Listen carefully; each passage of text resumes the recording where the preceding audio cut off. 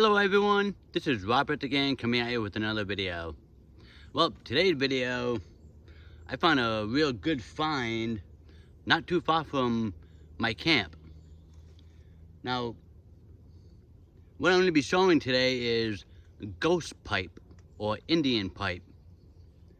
Now, this, when you first look at this looks like a fungus, but I've been researching on it and it's really a plant, but it's a different kind of plant in the family of the blueberries or something. So I'll get you down for a closer look at this and explain to you, well, tell you a little bit of what you can use it for.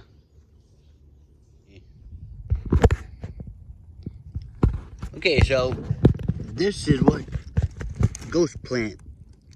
the ghost pipe looks like. I'm not too sure if this is probably still a little bit young, because they grow about 6 to 8 inches. So, I mean, I have this little patch.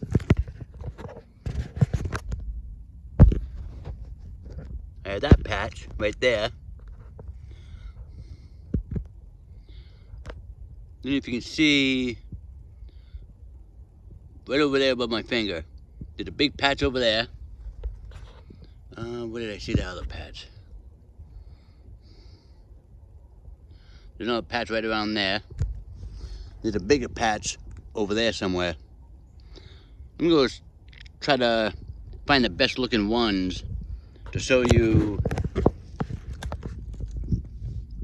better video quality of what these look like. Okay, well, here's this other big patch of them. Then right next to them, there's all that. And there's where is it? Yep, a few more right there. But these are the biggest patches right now, besides the other big patch. Now, they don't have, like, these are the flowers. Inside here is where the seeds are and the pollen. Now, these are a very delicate plant. I mean, it looks like a mushroom, but it's a plant, really. And you can see it doesn't have any chlorophyll, even though it's a plant. But it doesn't need it because, well, it can't produce it because it actually lives in the darkness of the forest. Like, where is it? Here's some old ones. Some older ones right here. And there's even some old ones right there. Right next to some young ones right there.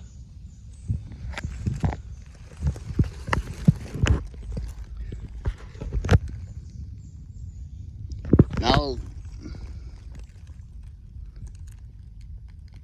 where is it? There it is. Now you can see inside, that's where all the seeds are and everything.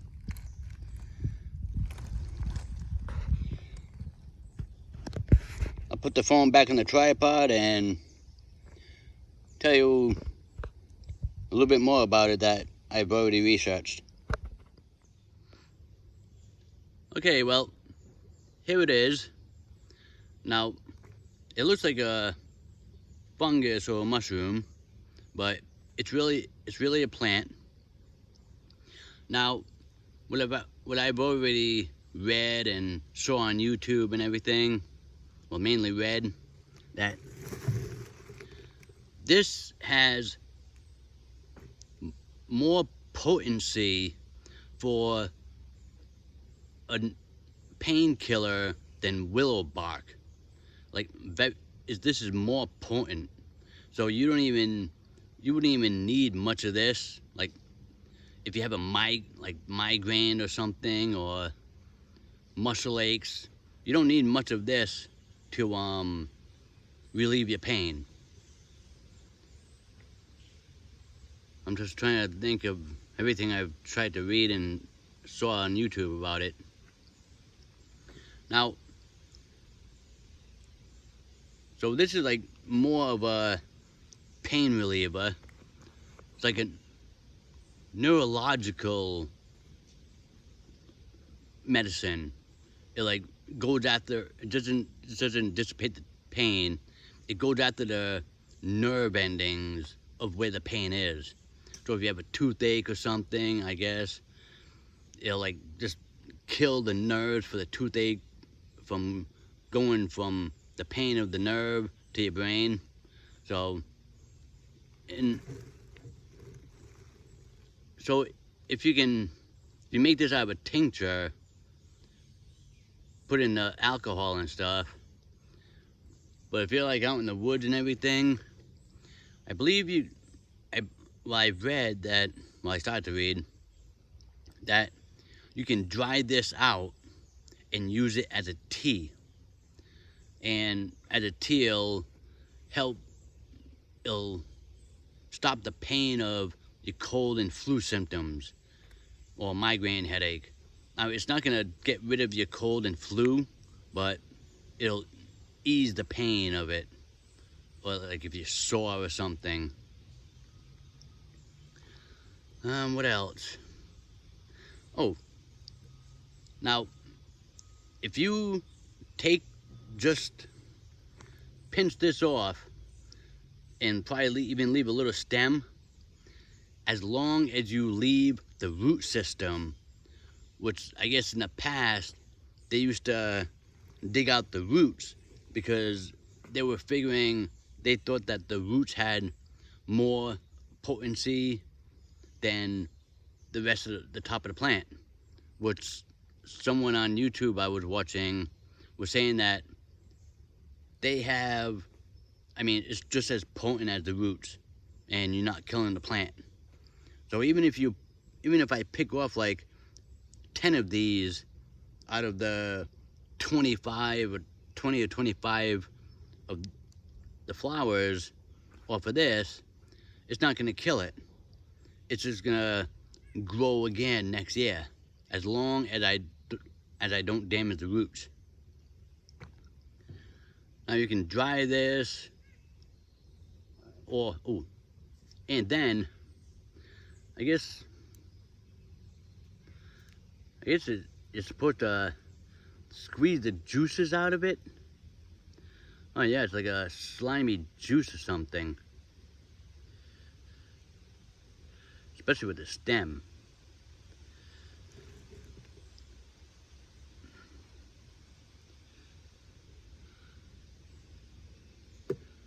Maybe my fingers are all wet with the slime and everything.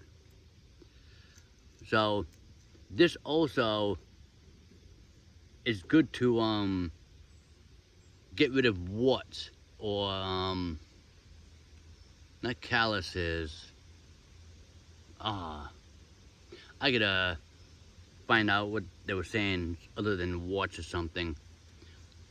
I mean, the Native Americans used to use this like directly on the skin to remove warts or I think bunions or something like that, probably on their feet or something.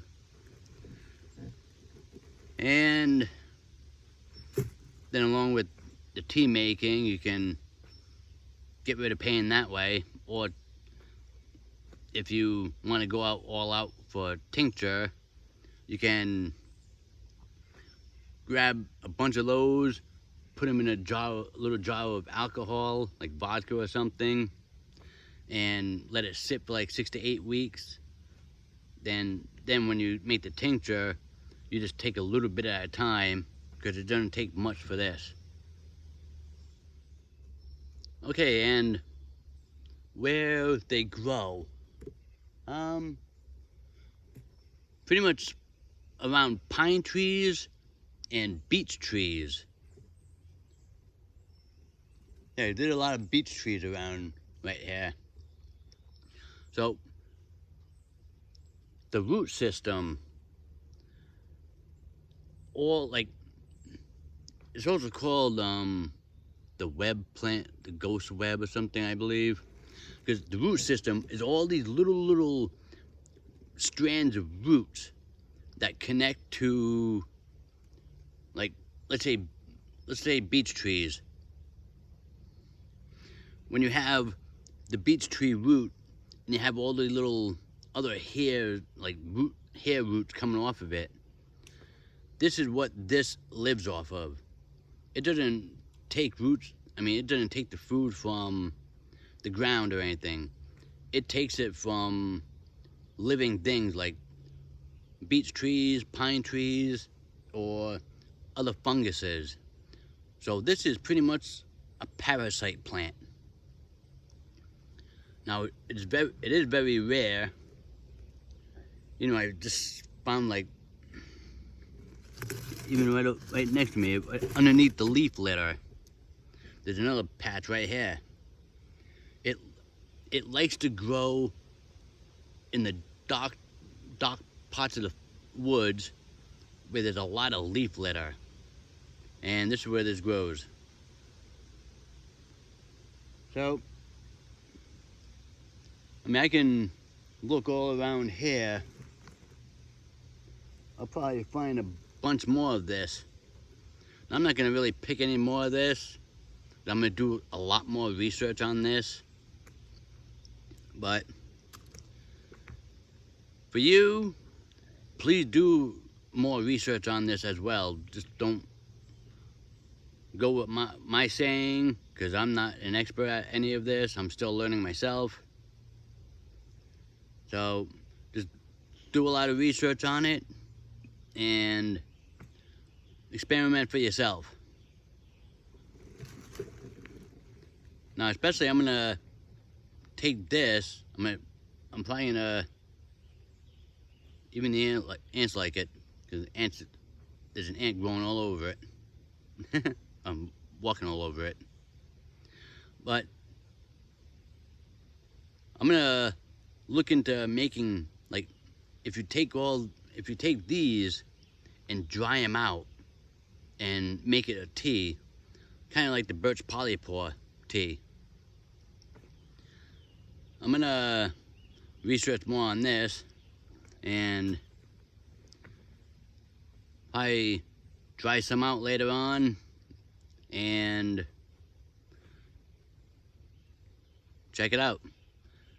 Now, for this ghost pipe, also, it grows from July to September.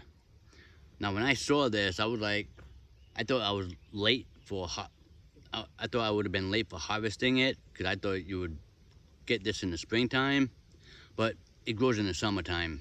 So I'm kind of lucky that I found all this, and there's probably a lot more around here, because there's a lot of beech trees around here. Then down further down, there's a lot of cedar. So now, and another thing, ghost pipe only grows, well, I guess only grows in the eastern part of the US. Like, I'm in the Northeast, but mainly in the eastern part of the US. So I'm not too sure if it grows in any other parts of the US or any other parts of the world. So you'll have to research more on that too. Well, this is it for this video of finding ghost pipe or Indian pipe in my woods. And just remember to stay safe and be well out there. And this is it for this video, and I'll catch you on my next video. This is Robert. Thank you for watching.